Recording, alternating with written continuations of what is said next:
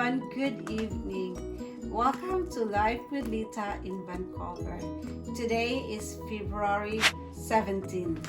Okay, ang gawin natin ngayon, nandito kami sa bahay, sa kusina banda. Ang gawin natin ngayon, gagawa ako ng nachos in less than 5 minutes. Ito po ang ingredients natin. Ito siya, yung chips from Costco, multigrain tortillas chips. So this is good for, what's that? For mag-diet.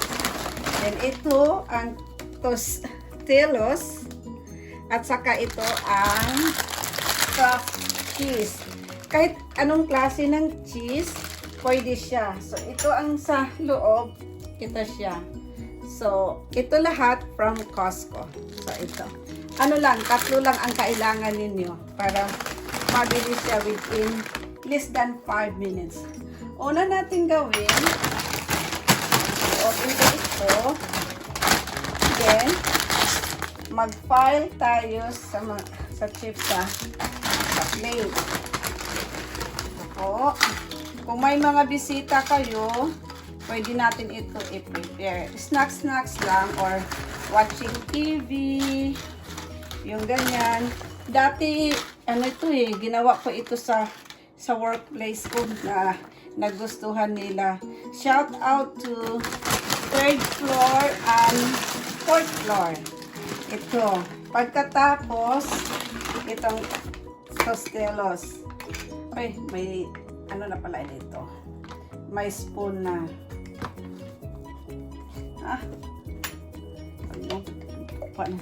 Then, i-spread mo ito. Spread. Ay, oo, ginawan ko rin ang mga Esquivel family. Gusto rin nila ito. So, lahat ito from Costco. Itong, itong tortilla chips, ano yan ito? Ito ang gusto ko kasi ano ito may mga ano ba ito? Multigrain. Pwede din iba ang cheese ang gagamitin niyo. Ay, cheese chips. Then ito ang cheese natin. Mabilis lang. Sandali lang, ha? I just get my scissor.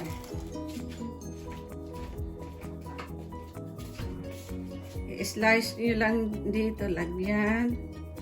Yan. Ilagay siya dyan. Kahit ano. Ito. Yep.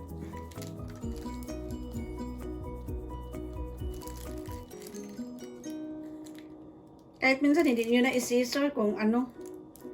Pag tayo lang ang kumakain. Pwede ko rin siya. Ay! Parang nagkalat na ako. Ayan dyan. Kasi pakita ko lang sa iyo paano gawin. And kayo na ang mag-style. So,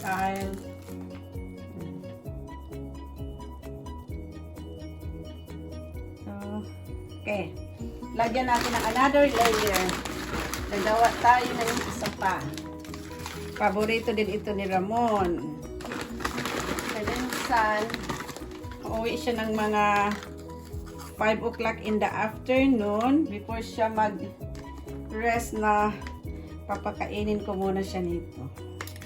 Ito ang snacks namin. Pwede din ito sa gabi pero ito, parang kailangan nyo lang ng 2 pieces for this cheese, then 2 layer. Okay na. So hindi ko na lang i-scissor ha kasi para mabilis tayo. Ito siya. Naghugas naman ako ng kamay ko.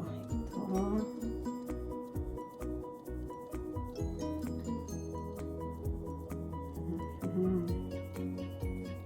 Kung gusto niyo lagyan ng art, kayong bahala. Basta ito lang siya ang ingredients niya.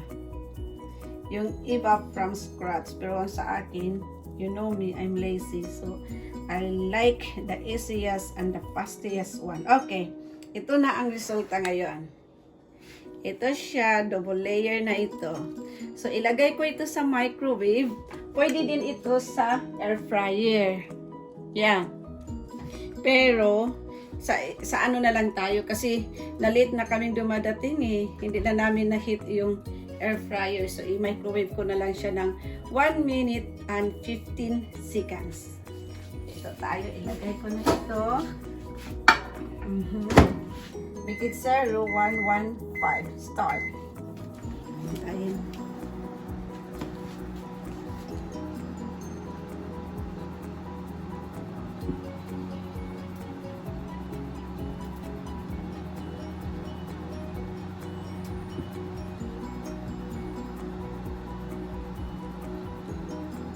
Chips sa Costco is only $8 siya, pero ito na umuusok na siya ng tao.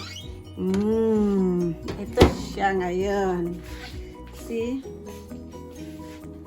Ayun lang. Ito lang ang ingredients. Ito lang siya. Ito lang po ang kailangan. Yan. And that's it. So, less than 5 minutes. Okay. Thank you everyone. Thank you for watching my video. I hope you enjoy. Happy eating. Bye-bye. Love you.